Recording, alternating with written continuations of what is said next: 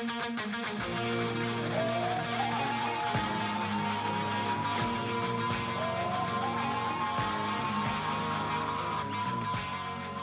everyone. Welcome to our session. Now you see, and now you don't. My name is Amichai Shulman. This is Stav Shulman. You can see the resemblance. We're related. We'll be talking today about how to build a Botnet infrastructure that is very resilient, yet at the same time very cost-effective and affordable. So, we'll discuss a little bit what brought us to do this research, what was the motivation behind it, and then we'll dive into describing how Botnet infrastructure is built today and how researchers are tearing it down. Once we understand that, we'll go and show you a few examples that we're able to pull through our research of Botnet infrastructures that are very resilient, very cost-effective, very cheap. And we'll end up with discussing further research and some conclusions that we had from this research. So without further ado, why did we pick on botnets? Because every real large-scale cybercrime operation today relies on a stable, functional botnet. If you want to do carding, if you want to do credential stuffing, if you want to do brute forcing, denial of service, or even if you want to pull off a large-scale SQL injection attack, you need a functioning botnet. So there are these organizations and personas that they grow and cultivate botnets, and they sell pieces of them to individual organizations to carry on their cybercrime operations. There are these organizations who like to build their own proprietary infrastructure and use it for their cybercrime organization. But in any case, this is like the first step, the cornerstone of the cybercrime operation. So when researchers and companies and law enforcement are tearing down or neutralizing that botnet, it means they are destroying the cybercriminal operation.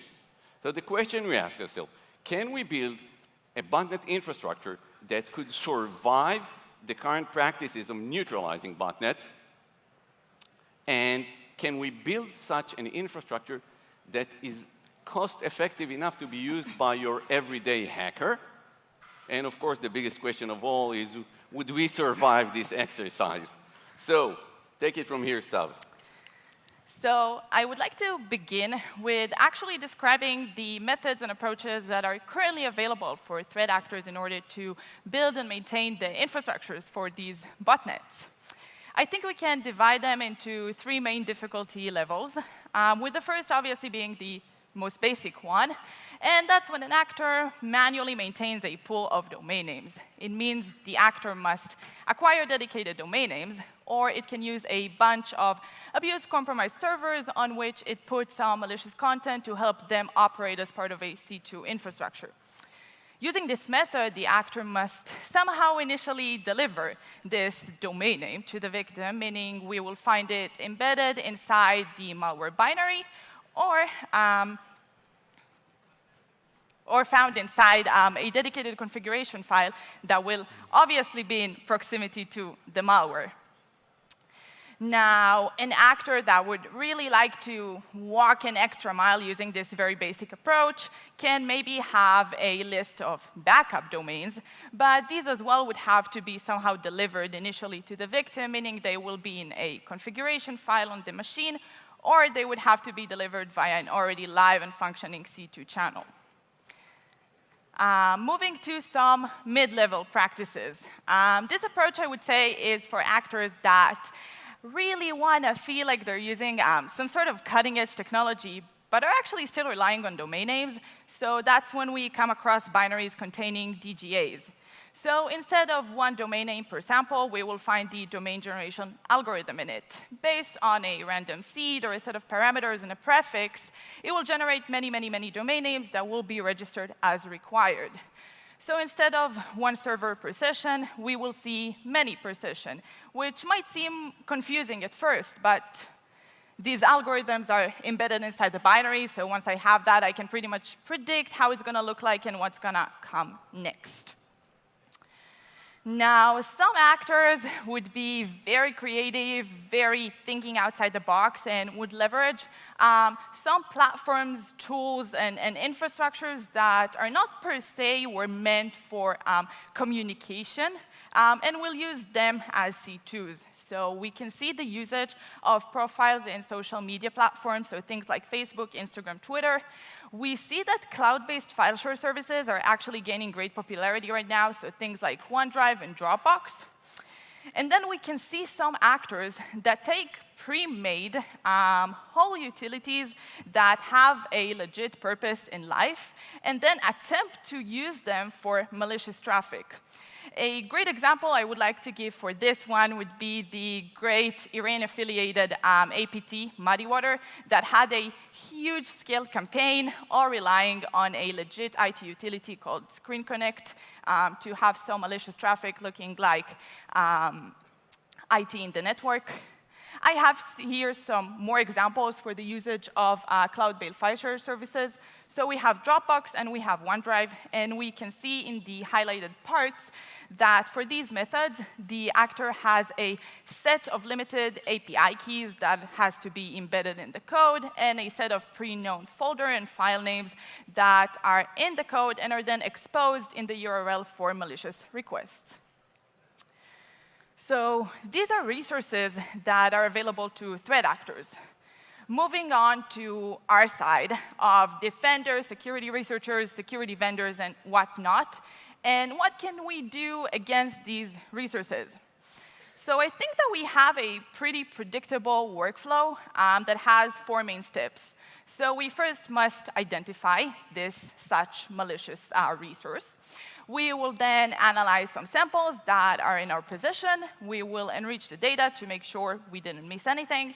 And we'll then have some sort of response and remediation process. How do we even identify such malicious network resources? Well, we have the classics of network anomalies or high unstandard ports. We have the use of strange domain names, which can be anything in the spectrum between a funny-looking name that doesn't match normal traffic and all the way to ridiculous mimics of legit services. And we can sometimes even identify high volume of traffic between different endpoints that we know are not supposed to have so much data transferred between them. We have IDS alerts, we have anything that is based on snort ruling, and then we have the more advanced EDRs that will help us dynamically detect any malicious or strange communication attempts from processes in the network. So we now have a bunch of network identifiers in hand. What can we do with them? We can hunt for malwares. So we can opt for publicly available repositories such as VirusTotal or Hybrid Analysis. But we have these identifiers from alerts in the network. So obviously, they didn't trigger themselves, so we probably have binaries of our own.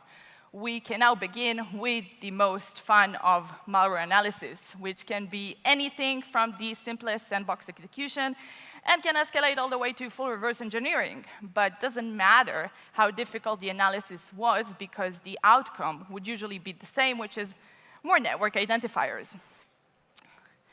So because we're now such suspicious beings, we will go ahead and try to enrich all the data we've collected.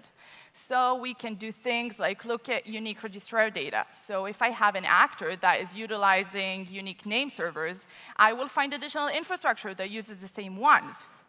If I have an actor that is using abused hacked servers, it means that it has some paths on its own on these servers and some malicious content on it. So we can identify its naming conventions and file names he likes to use, and then enrich based on the content itself and find additional servers like that.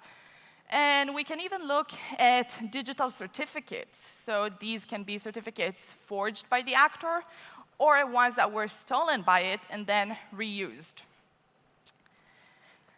Now that we've really exhausted all possible leads of investigation, we should have some sort of response. So sadly, this phase today is still mainly based on IOCs, and specifically IOCs related to outbound communication.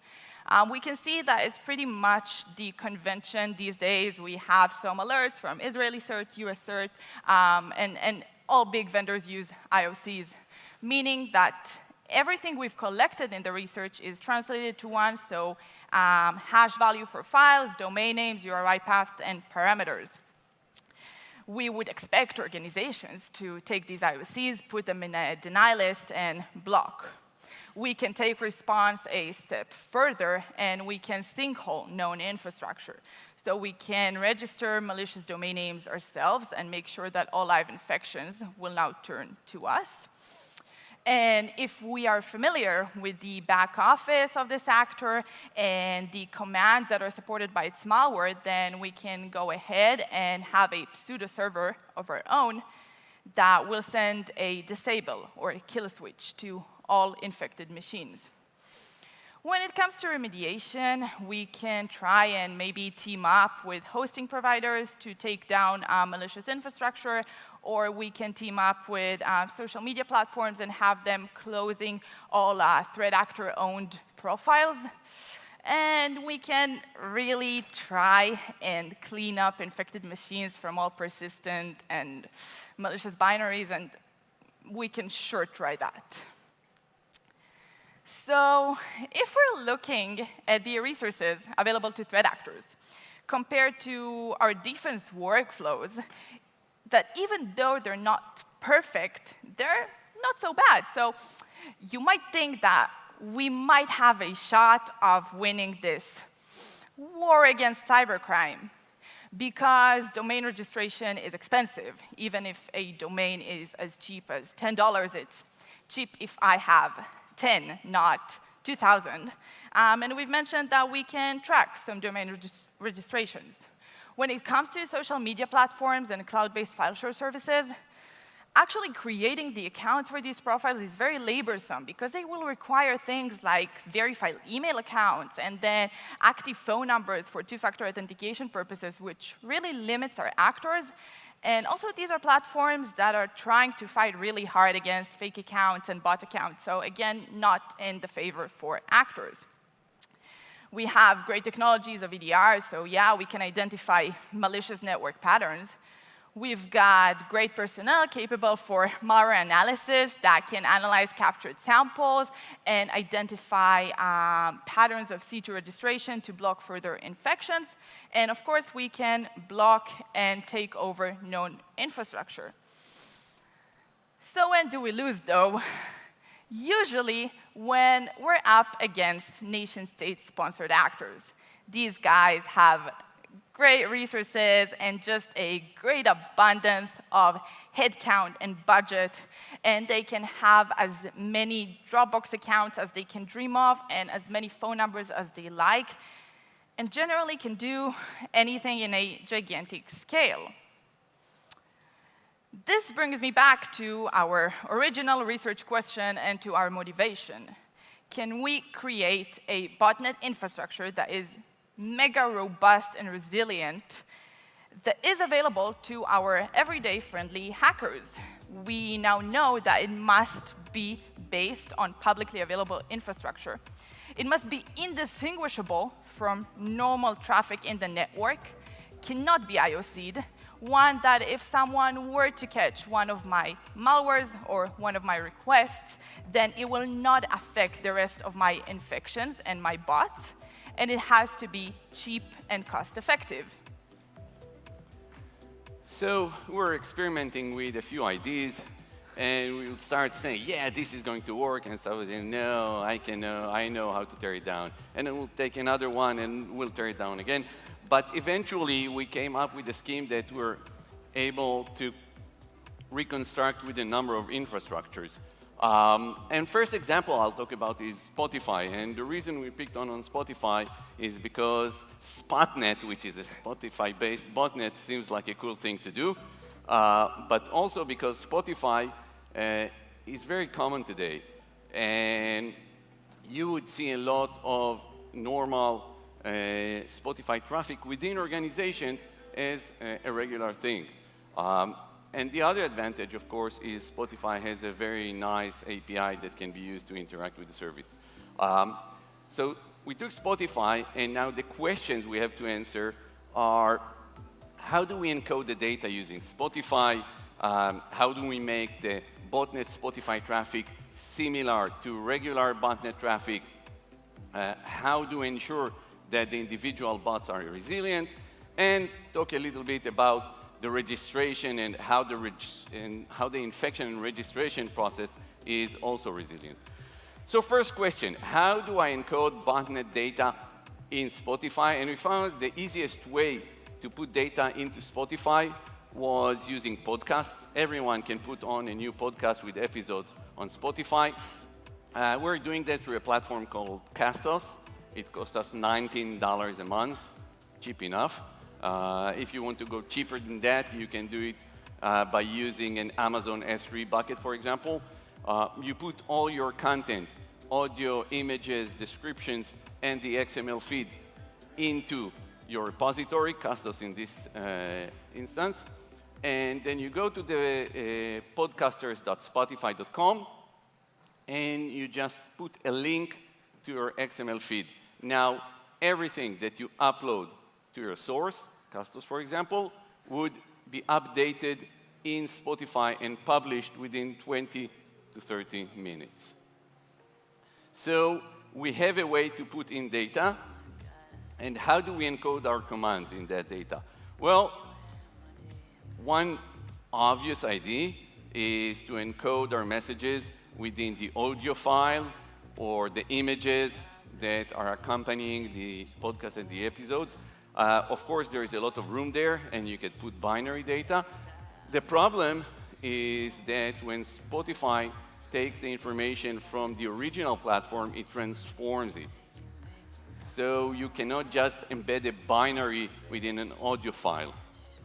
There are ways to do that. You could do audio modulation. I think that there are some people here who remember the sound of a fax machine or an old modem. So you could use that. You could use OCR in images to encode data.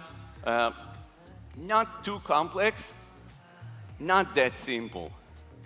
But turns out that if we want to deliver short messages, which can be text encoded, for example, by using base64, we could use the description of an episode in podcast.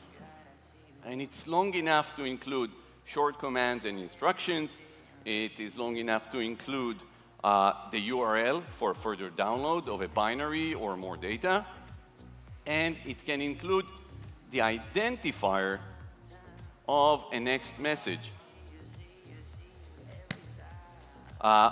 One other thing it may include, I'll mention it here, talk about it later, it can include a digital signature of the message.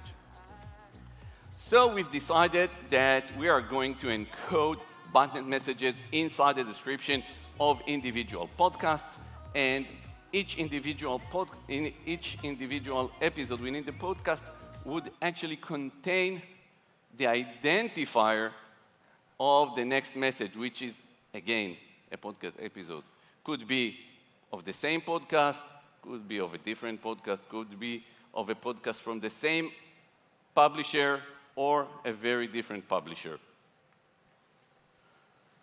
And the way a bot is accessing the information is by accessing the URL that you see there. And as you can see, it's the generic Spotify URL with a unique identifier for each message. So clearly, if you try to put this identifier as your IOC, you are going into a race you cannot win, because each message now has a different identifier, and the episodes contain the identifiers of the next messages. So what we have here is a scheme that makes it very hard to put IOCs in place. In fact, even if you are fast enough to block a few identifiers of messages, the bot can go back and ask for older messages using their identifiers and the bot master at the same time would go to the source of the data, change the description of older episodes, and the bot is now up and running again. So it's very, very difficult to take down this in terms of IOCs.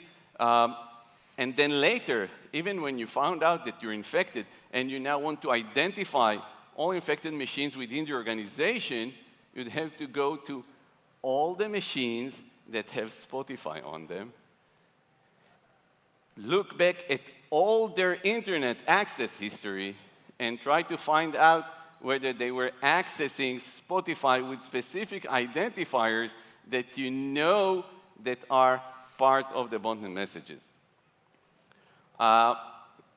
So this is nice, but then you have these dedicated researchers who are saying, well, we're able to discover all the identifiers, and then we took down the podcast itself, and we actually made Spotify close the account that was used to publish that podcast. What do you do in that case? So very simple. What we're going to do in that case, when the bot feels that communication is down, we're using the search functionality of Spotify. And we search for some specific keywords, okay, that we can change from time to time. And we can choose whether we want very strict search keywords or loose keywords. If we choose strict one like Google here, we get relatively small set of results. We don't need to go through many results. By the way, most of them are legitimate, okay? If we do a loose search term, we get a lot of results. It cannot be distinguished from normal queries in the network. And what the bot is doing now, it's going through the results, looking at the description of individual podcasts, finding a specific pattern there. Again, this pattern can be changed from time to time. And once the pattern is found, we know that we have the new channel for the botnet. And in order to prevent researchers from sinkholing this, we're going to use a digital signature within the message. So the bot knows that this is an original podcast which is part of the botnet and not just a researcher trying to tear down the network. And again, these patterns can change from time to time. So it is very hard for someone to go and say, well, this bot has no communication anymore. So probably the only question now is how do we bootstrap all that? How do we register and find the first message in the botnet channel? And clearly, we're going to use the same technology. We're going to use the search functionality with some search terms that are embedded within the malware distribution. We can change them whenever we change the malware distribution. We get a list of podcasts. Okay? We search for podcasts with a specific pattern in their description. We check the digital signature, and then we know that this is a channel we can start working with. Notice that even if someone captured our sample and knows the keywords that we're using, they cannot block infections using this same sample. Of course, as long as the search terms are not super unique. Okay? So we're very resilient here. And quite frankly, what I've showed you is that we have a great scheme.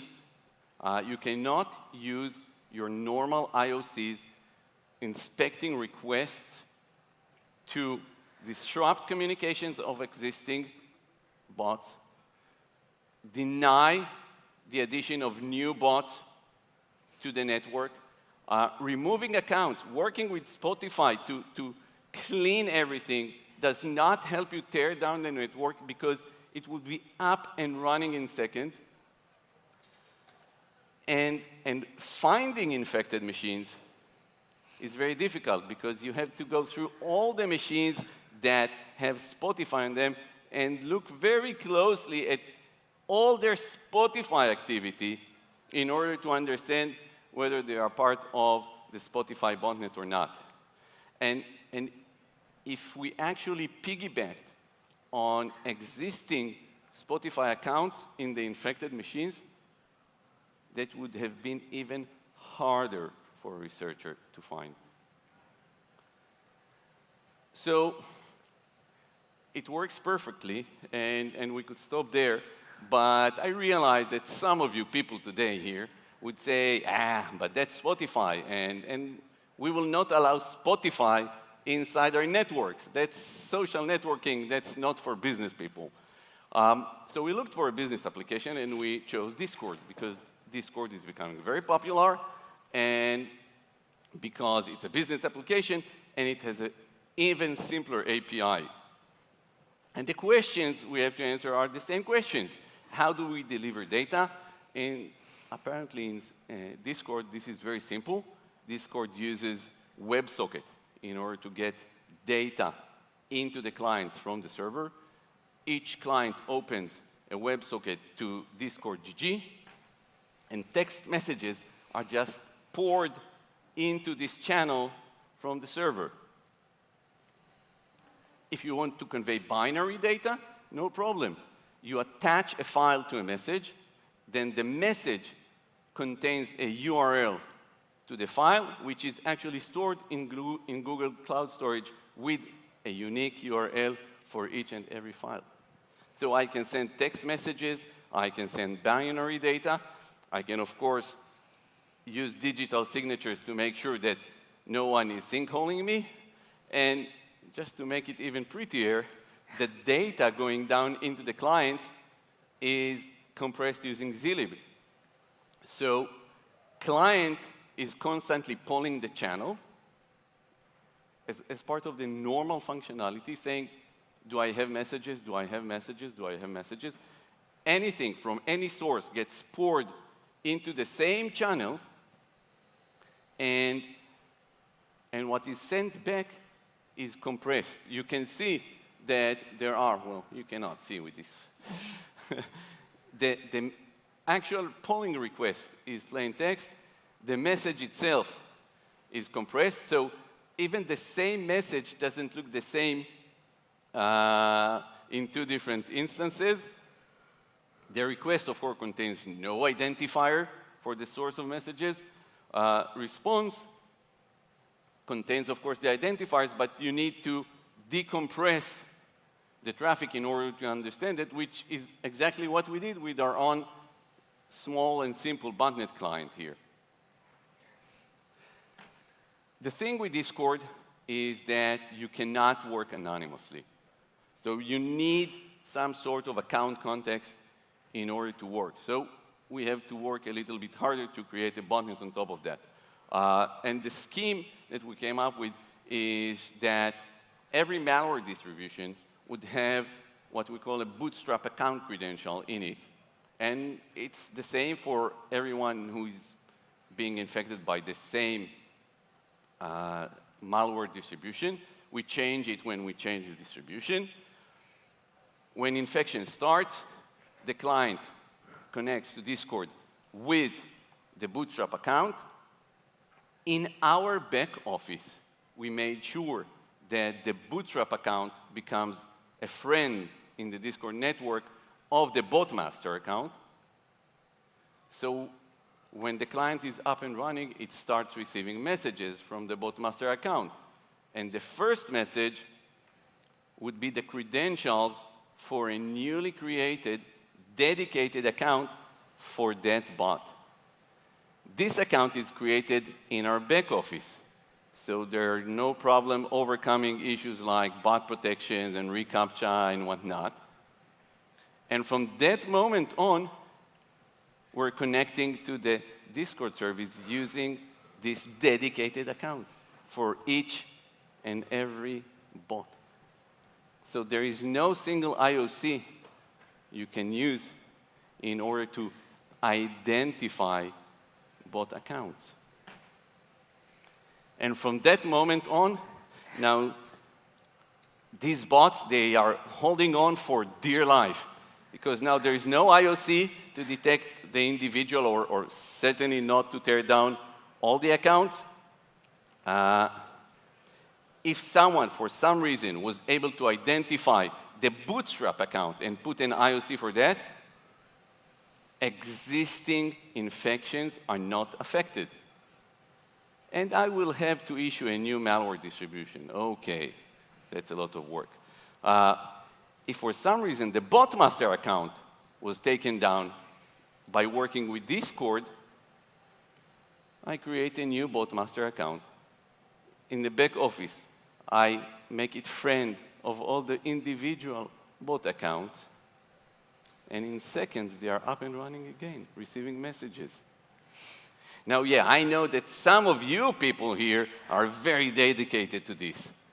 So you probably work with Discord and find each and every individual bot account and take them all out.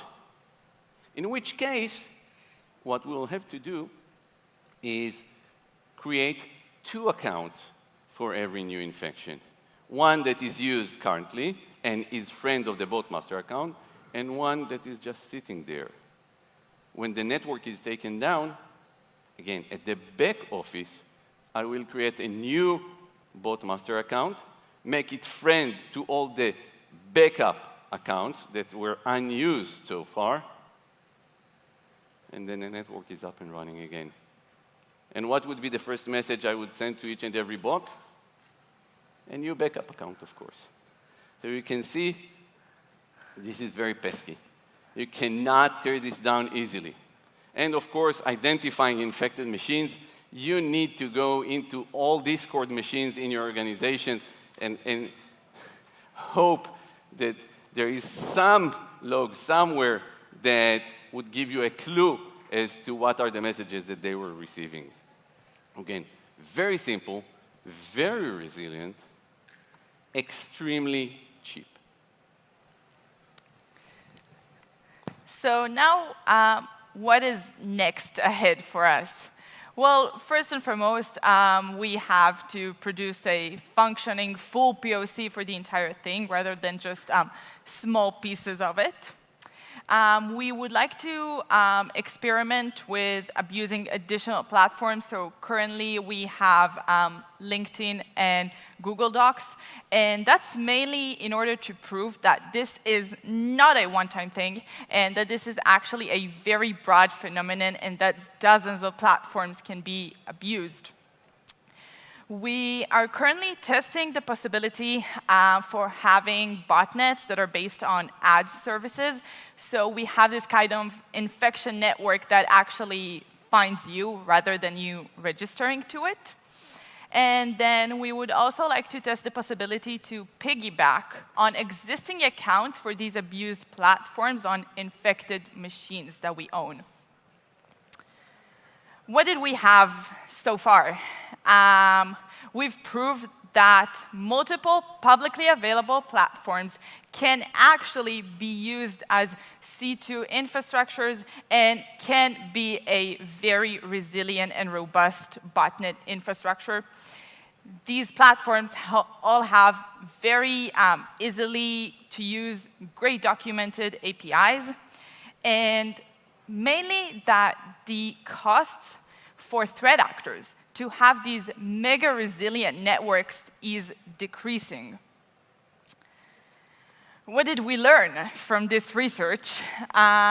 We've learned that the toolbox that is currently used for defenders must change, that these classic defense mechanisms that are basically based on IOCs are failing to protect us from these types of malwares and infrastructures, that the cost for the threat actor to have this kind of infrastructure is very cheap and getting decreasingly cheap, but it's actually becoming increasingly expensive to us because it opens us up for new infections, and as an organization, being infected is very costly, and also changing our defense mechanisms as organizations and replacing our tools is expensive.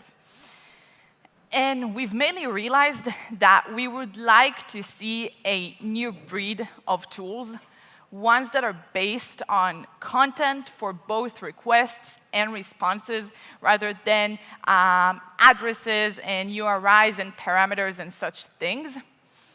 And that these tools must be platform agnostic, because we've now shown Discord and Spotify, and tomorrow someone will abuse something else, and there are dozens and dozens of options. And it is super costly and, I think, impossible to change your entire defenses every time someone comes up with something new. Now, I know that this is not something we're currently seeing in the wild yet, but I think that this is a great opportunity for us to prepare ahead and actually be one step ahead for threat actors rather than being reactive later. And this would be it from us, and we're open to any questions later on. Thank you.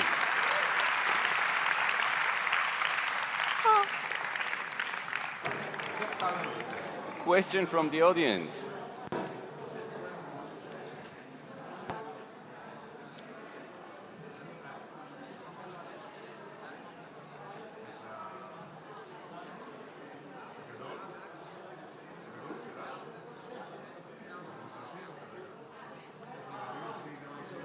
So this is what I said earlier. I actually create this. It's very easy to create a Discord account. No, not for Discord. You don't need a phone number. Not even an email address, actually.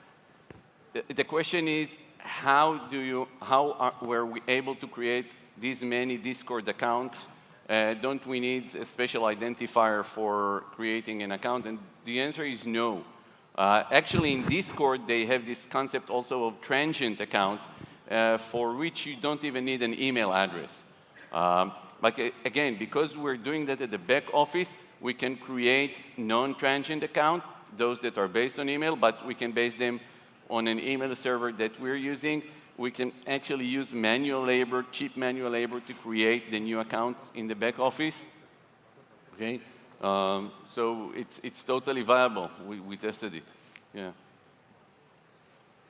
Other questions? There's already AI protected, resilient, anonymous, centralized computer running.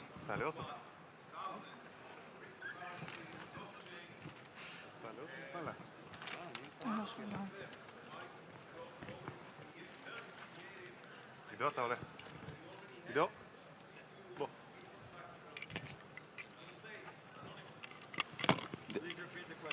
So the question was, why try to use something new when you already have a by design anonymous distributed botnet based on blockchain or whatever crypto mechanism we have? This is true. This is a good infrastructure to look at. It is a good infrastructure to look at. My personal opinion, not a very efficient one. Okay? Just because the way the network is designed, it's not an efficient one. Certainly not a cost-effective one. Much more expensive than the examples we've seen. But you've got a good point there. You've got a really good point there. I think main reason is it's not as cost-effective as the alternatives.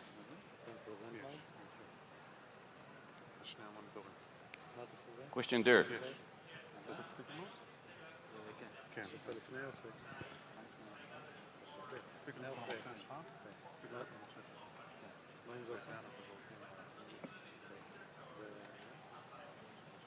So the question is, why didn't we use Slack? Just scoping things. Write it down. We'll do it. Yeah, we picked on Spotify, I said, because it's cool. We picked on Discord because it was very easy to create accounts. Slack, I think, has a very similar account mechanism to Discord, so it could be a candidate as well.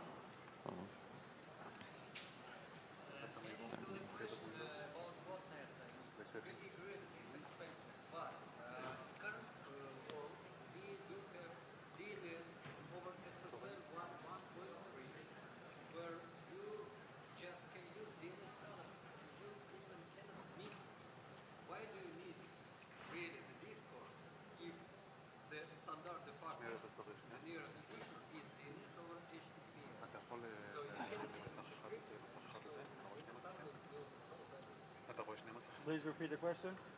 So the question is, if DNS is going to go over SSL and it's going to be encrypted end-to-end, why do we need all these schemes? And I think you could ask the question with respect to any other protocol that is SSL-based, and you could ask the question, you know, once it's SSL encrypted, who would know that it's a botnet? And the reality is that most organizations today terminate SSL at the gateway. Because SSL pinning here in DNS, the SSL pinning is used, so you cannot meet. אז לא תהיה הדבקה. Man in the middle. No, man in the middle wouldn't work. Again, unless an organization decides to override that, okay, and pin their own. Which again, I don't know, there are things I want to predict, there are things I don't know.